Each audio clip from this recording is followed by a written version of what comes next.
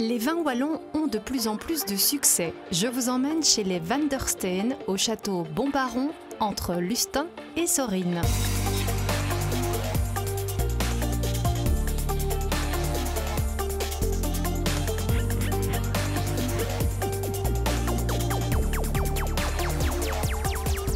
Bonjour Jeannette. Bonjour Christelle.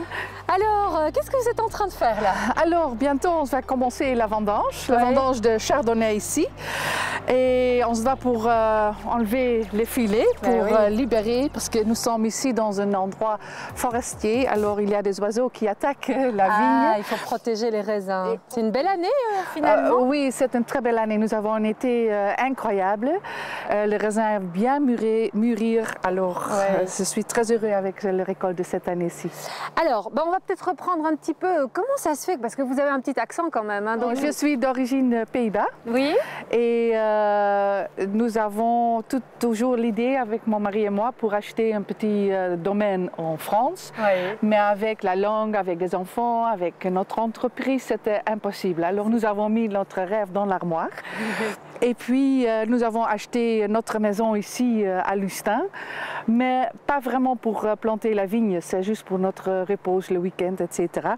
Mais devant la maison, ici, nous avons un petit hectare en sauvage. Et qu'est-ce qu'on fait avec un hectare en sauvage si il y a une rue entre le jardin de la maison et ici?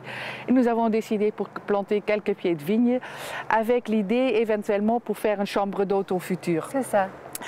Mais dans l'époque, je ne parlais pas du tout français. Alors, dans un certain moment, nous avons trop de vin pour notre consommation privée. Et puis, j'étais juste me présenter au voisinage avec une bouteille. Et il y a une voisine qui a pris une bouteille dans un restaurant, ici local. Et le restaurateur, il voulait travailler avec nos vins. Et je me dis, OK, peut-être il y a des autres restaurateurs qui voulaient travailler avec nos vins. Alors nous sommes commencés pour planter à gauche, à droite, 400 pieds, 2000 pieds, demi-hectare, jusqu'au moment où nous sommes arrivés sur 2,5 hectares. Et puis nous avons pris l'idée pour devenir un peu plus professionnels, pour changer notre vie. Oui. Et maintenant, nous sommes venus définitifs ici. Nous avons vendu notre entreprise il y a 2 ans, la maison l'année passée, et puis nous avons agrandi jusqu'à 17 hectares. Waouh! Ben voilà, c'est fabuleux en fait. Oui, oui. C'est un changement de vie radical parce que vous étiez dans l'informatique, si je me trompe pas. Oui, c'est un Intermanagement and Consultancy. Oui, oui, donc c'est ça, rien à voir. Alors dites-moi, à partir de quel moment on peut voir si le raisin est bon à être vendangé alors si il change de couleur aussi avec le blanc, si vous avez de lumière arrière, il devient vraiment transparent. Vous voyez aussi des petits points bruns, mais vous pouvez garder aussi dans l'intérieur. Alors si vous prenez un baie, vous goûtez, ça c'est sucré, mais il y a aussi d'acidité. Et puis, on regarde les pépins. On regarde des pépins. S'ils sont bien bronzés au brun. Ah oui, là ils ne sont pas encore tout à fait bruns en fait. Non, ça change ici à gauche, à droite. Ah oui, il faut faire une moyenne alors. Oui, moyenne, mais c'est ça. Ils ne sont pas tout à fait vraiment verts non plus. Non. Alors ça peut aller déjà pour faire la récolte. Après, il faut le bonjour. C'est pas toujours évident, en fait. C'est vraiment en dernière minute, hein, les vendanges. Oui, c'était juste aujourd'hui, on se décide pour vendanger demain ou après-demain. Et s'il pleut, on se doit pour ralentir encore un jour. Ah oui, c'est ça. Il faut vraiment trouver le bon moment. Oui. Bon, eh bien, on va découvrir tout votre domaine aujourd'hui avec vous. Mais avant cela, on va voir en fait que les vins wallons sont en plein essor. Spécialiste des vins belges, John Colleys a fondé Uno Belgium. Son entrepôt renferme uniquement des bouteilles de notre pays. Ça fait tout de même maintenant plus de 10-15 ans qu'on produit des vins en Belgique et en Wallonie. Et avec un démarrage un peu plutôt lent, il y a une dizaine d'années, il y a 5 ans, on remarque maintenant vraiment ces 2-3 dernières années un boom des vins wallons. C'est un domaine qui a planté 10 hectares de vignes en 2011 sur des sols argilo-calcaires, qui est les mêmes sols qu'en Champagne. La qualité progresse et la notoriété aussi. La production wallonne annuelle devrait vite atteindre le 1 million de bouteilles. On est en production plus en vin mousseux, méthode traditionnelle, et en vin blanc.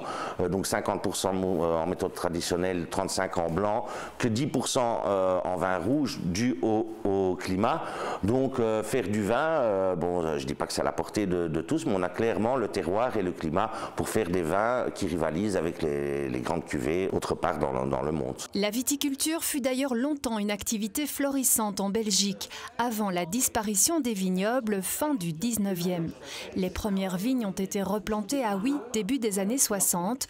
Aujourd'hui, la Wallonie compte une bonne trentaine de vignerons professionnels, essentiellement sur l'axe Sambre-et-Meuse. Il y a d'ailleurs une appellation d'origine contrôlée, Côte de Sambre-et-Meuse, dont bénéficie le domaine du Chenois, sur les hauteurs de Namur. En 2003, Philippe Graffet a littéralement ouvert le marché en plantant 10 hectares de cépages interspécifiques. C'est-à-dire de croisements en différentes variétés, opérées naturellement. Et ces variétés avaient des qualités sur le plan organoleptique qui m'intéressaient énormément. Et elles avaient une deuxième qualité encore plus importante, une résistance naturelle aux maladies. Et c'est ça que j'ai voulu montrer ce potentiel. J'ai voulu montrer, en faisant un vignoble en Belgique, qu'il y avait moyen de montrer là le progrès en viticulture. Plus résistants, ces cépages facilitent la conversion biologique entreprise en 2016. Entre deux vendanges, la presse est en activité et les cuves se remplissent.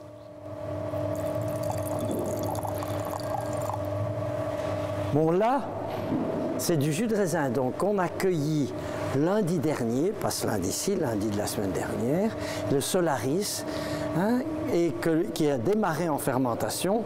Le jus est clair et puis il devient laiteux parce que les ferments sont dans. Mais ça sent délicieusement bon, moi j'adore. À 80 ans, l'homme est à l'image d'une bonne bouteille de vin, une grande passion qui se partage entre amis. Mais qu'est-ce que c'est bon. Et là c'est du jus, un pur jus, il n'y a pas de fermentation. Hein. Mais ça va encore complètement changer. Ah oui. Mais bon, hein. Ah mais c'est...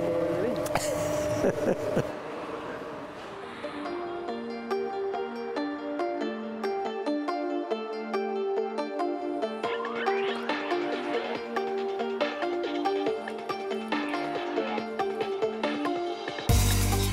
Alors Jeannette, là, que sont-ils en train de faire? Alors les pieds de vigne maintenant ils sont presque 7 ans. Alors nous avons d'abord serré, attaché avec une caoutchouc, oui. Mais le caoutchouc est de devenir trop serré, alors on se remplace le caoutchouc avec une pièce qui est un peu plus longue. Ah oui, c'est ça. Et c'est pour laisser la sève passer facile pour la nourriture et oui. Et aussi pour que ça reste bien... Ça reste bien droit, oui, parce qu'un pied de vigne, ça c'est une liane. Si on ne s'attache pas, ça peut être que le pied de vigne, il devient de plus en plus lourd et il va se plier. En fait. Se plier, d'accord. Okay. Oui. Alors, vous avez différents cépages là, je suppose. Ah oui, ici nous avons presque 15 hectares à Divonanto, c'est à l'entrée de Dinant. Et nous avons 14 différents cépages ici. Ah oui, quand même. Oui, 14. Ça varie entre demi-hectare jusqu'à 2 hectares. Mais nous avons planté 70% en rouge et 30% en blanc. D'accord. C'est plus dur de faire du vin rouge, non? Ah oui, parce que c'est aussi pas évident pour trouver des bons cépages. Oui. Mais nous avons trouvé des très bons cépages qui vont super bien, qui ont vraiment trouvé leur terroir ici en Wallonie. C'est Acolon, Cabernet d'Orsat, Gamarette, Gara Noir et surtout le Pinot Noir. D'accord. Et avec le Pinot Noir, l'avantage, c'est vraiment, on se peut faire du rouge, mais aussi avec pressage direct, un vin blanc, un rosé et un crémant. Alors, le Pinot... fait une gamme bien variée comme ça. Alors, sur un pied de vigne comme ça, il y a... On peut faire quoi? Une bouteille plus ou moins? Une bouteille, 1 litre, oui, plus ou moins, oui. D'accord. Mais aujourd'hui, on n'est pas en jour de vendange, hein, mais il se passe des vendanges aussi tout près de chez vous.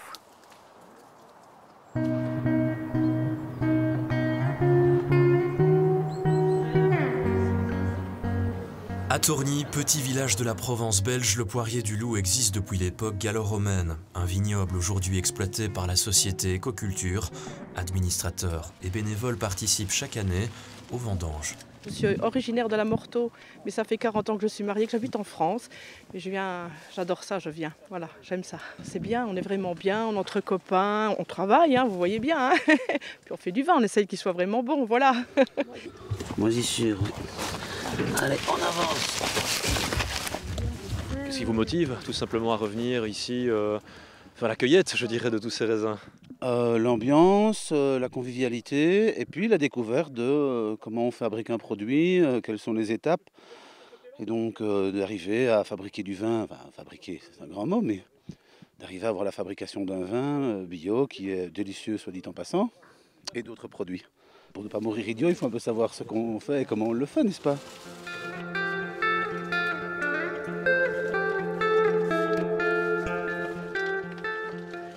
Les autres ici, elles ont l'air bonnes.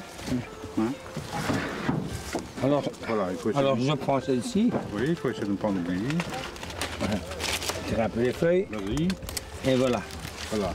Il y a déjà un peu les autres qui sont allés autour. Voilà. C'est en général un cépage assez tardif, mais il est déjà quand même presque mûr. On le voit au grain qui commence à brunir dans le raisin.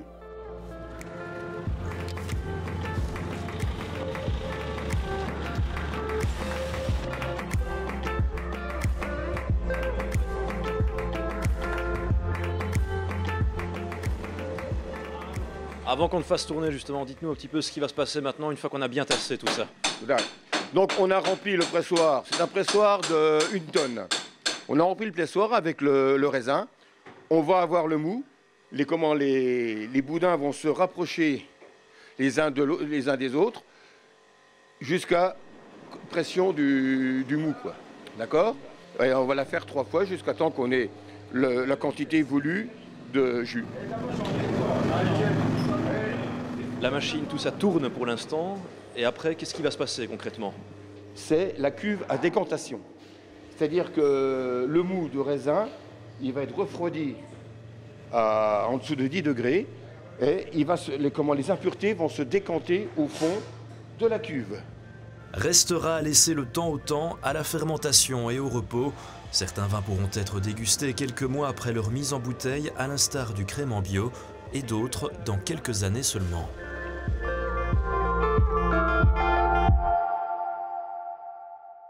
Alors Jeannette, au domaine du château du Bon Baron, vous avez choisi aussi de ne pas employer de produits phyto.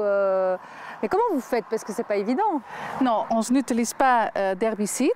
Le premier des 2 ans, c'est toujours à la main, comme ça.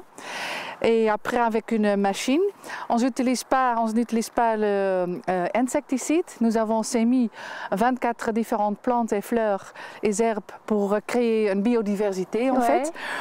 Et qui attire les insectes alors? Qui attire les insectes, mais de tous. Alors, ils créent une balance entre eux. Et qu'est-ce qu'on fait aussi? On enlève toutes les feuilles autour des grappes. Ouais. Ça veut dire que s'il y a un peu de vent, ça sèche immédiatement. Alors, j'ai très peu de risques pour les maladies. Et vous voyez, c'est fin de septembre, début d'octobre, et les raisins sont vraiment très, très mûrs et très, très sains. C'est ça. Et ceux-là, ils seront récoltés demain? Oui. Pas encore? Demain, oui. J'ai envie parce qu'il annonce encore des pluies qui viennent et maintenant ils sont bien secs. Et vous voyez, il n'y a pas d'herbe, mais c'est mécaniquement enlevé. Et je peux goûter? Ah oui, bien sûr. Allez, je prends.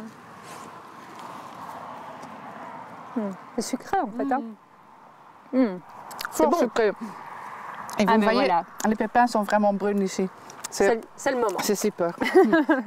Et bien, un autre fruit que l'on récolte actuellement, c'est la pomme, pour en faire notamment du jus. On voit ça avec Antoine et Pablo.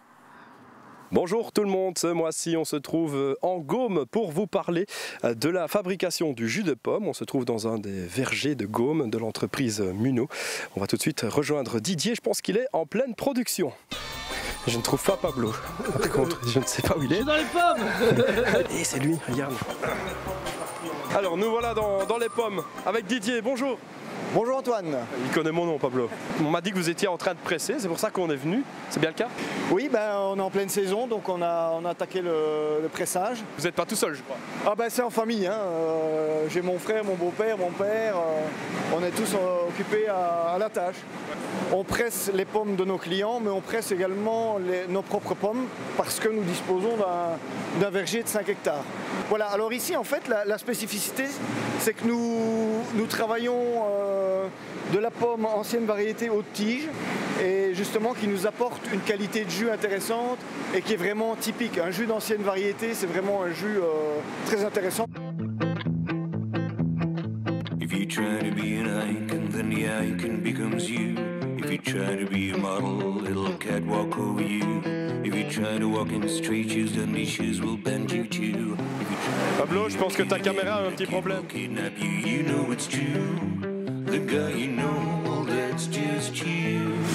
And there is nothing. Donc là, on vient de broyer notre pressé et on est en train de la rentrer dans le pressoir. L'entrée de la masse par égouttage naturel va nous donner du jus déjà qui s'écoule et ce jus-là s'appelle le jus de goutte. Le jus de goutte, j'avais jamais entendu. Il y a beaucoup de jus de goutte. C'est plus qu'une petite goutte, hein? Ah, c'est une grosse goutte. Hein. Ça, en termes de jus, c'est ce qu'il y a de meilleur. Santé. Et nous? Bien équilibré, sucre, acidité, très intéressant. Il y a les œnologues et pour la pomme, il y a quoi? Les pomologues. Hein. Je crois qu'il va nous chercher un verre. Je sais pas. Oh, ouais, je sais pas, il est parti. On peut pas goûter. On peut pas goûter. Yes. Les jus de goutte. Voilà. Et donner à Pablo. Hein. Ah, c'est pas mal. Hein. Ah, ouais.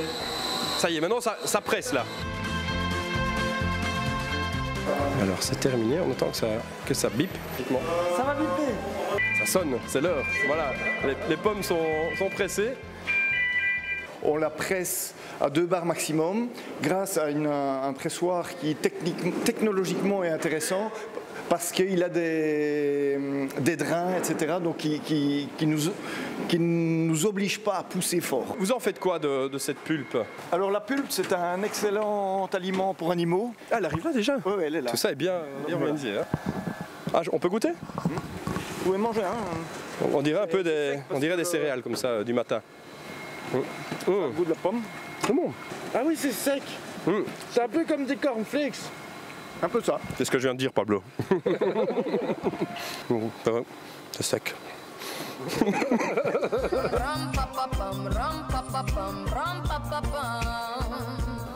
C'est bon, mais c'est sec. Alors une fois que le jus est extrait, il est mis en cuve. Le jus va décanter, le lendemain on va le reprendre, le filtrer, le pasteuriser et puis le mettre en poche, en cubi. Le cubi de 5 litres est le contenant qui a l'empreinte carbone la plus faible. Donc c'est pour ça que ça nous intéresse le cubi et que nous avons abandonné la bouteille réutilisable au profit du cubi. Nos déchets partent comme aliment pour animaux et alors la production d'électricité dont on a besoin pour faire fonctionner nos machines sont à 100% assurées par nos panneaux photovoltaïques qui sont sur le toit du bâtiment. Voilà, une chaîne verte de A à Z. Pablo, voilà, c'est le mot de la fin. Merci Didier. À bientôt pour un autre Comment ça marche. Ciao.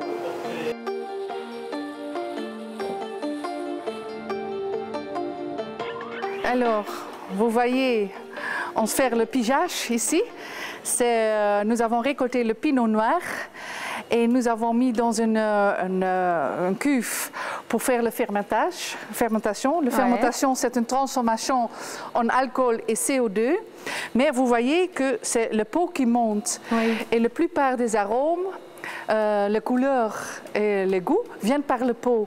Et c'est important pour obtenir une bonne extraction, pour faire le pigeage. Avant, dans l'époque, pigeage vient de mot pied. On faisait ça au pied avant. Voilà. Au pied.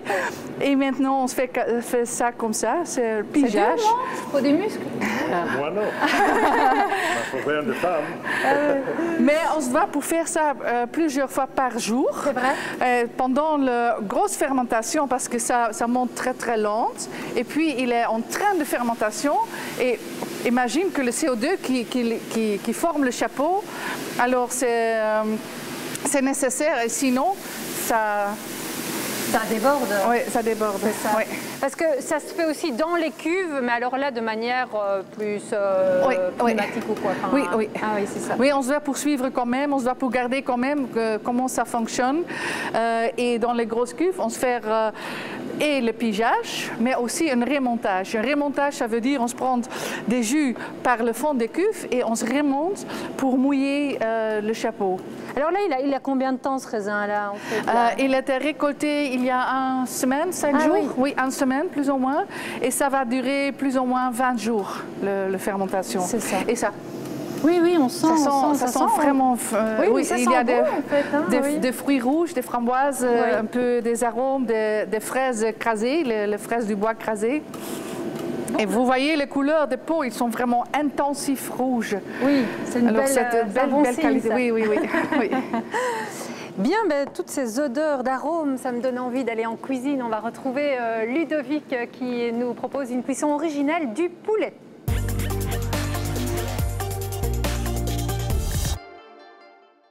Bonjour, aujourd'hui on va faire du poulet. On va vous apprendre et on va vous montrer comment faire du poulet.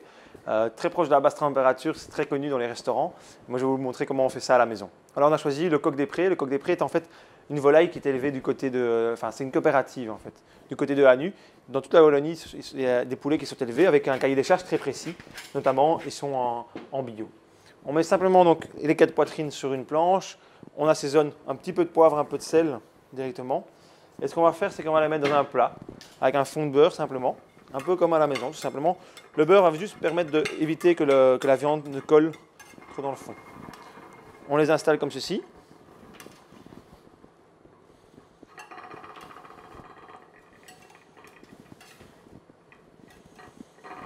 Et en fait, le petit truc, le petite astuce, c'est d'avoir un bon bouillon de légumes. Ici, tout à l'heure, j'ai préparé un bouillon avec plein d'aromates, donc j'avais un petit peu d'oignon, un petit peu de carottes, quelques tomates, également du poivre long et de la coriandre. On va simplement donc lui redonner un coup de chaud. Une fois qu'il sera bien à ébullition, on va venir le verser sur les volailles. Puis on va le laisser refroidir tout simplement durant 20 minutes, les volailles. Et donc en fait, avec la différence de chaleur entre la volaille et le bouillon, on va arriver à plus ou moins 60 degrés, ce qui va faire vraiment une cuisson tout en douceur comme de la basse température.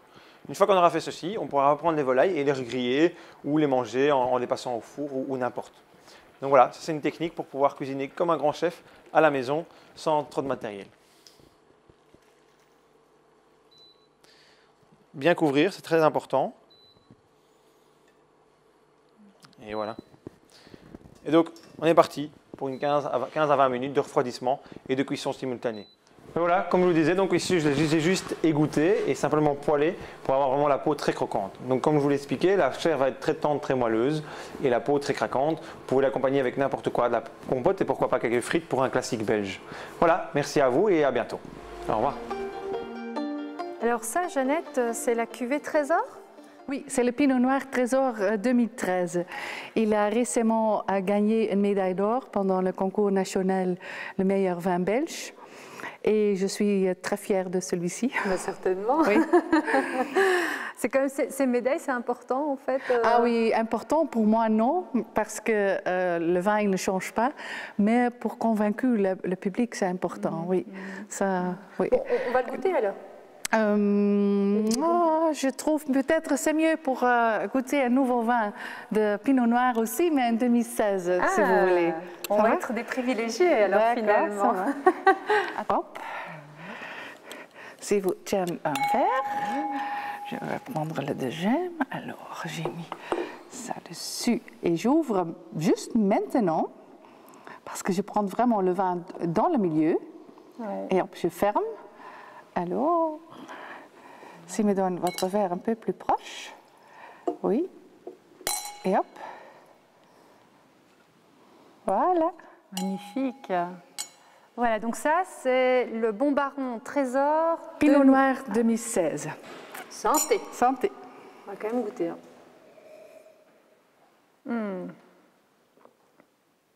Ah, on sent que c'est encore jeune, mais c'est pas mal quand même.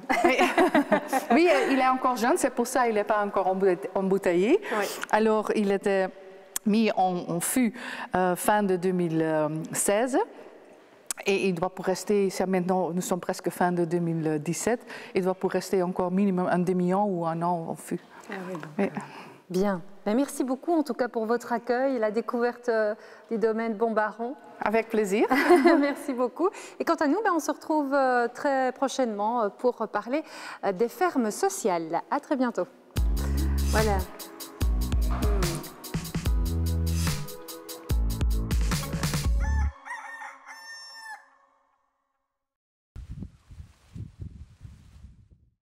À l'agenda ce mois-ci, du jeudi 12 au samedi 14 octobre, se déroule le 2e festival Agriculture à Neufchâteau. Théâtre, films, débats et produits de terroir. Du 13 au 15 octobre, c'est le week-end du bois et des forêts d'Ardennes, une foule d'activités en lien avec le bois et l'accueil touristique en Wallonie et au Grand-Duché. Et les dimanches 15 et lundi 16 octobre, le salon professionnel BioExpo se tiendra à Bruxelles Expo. À très bientôt.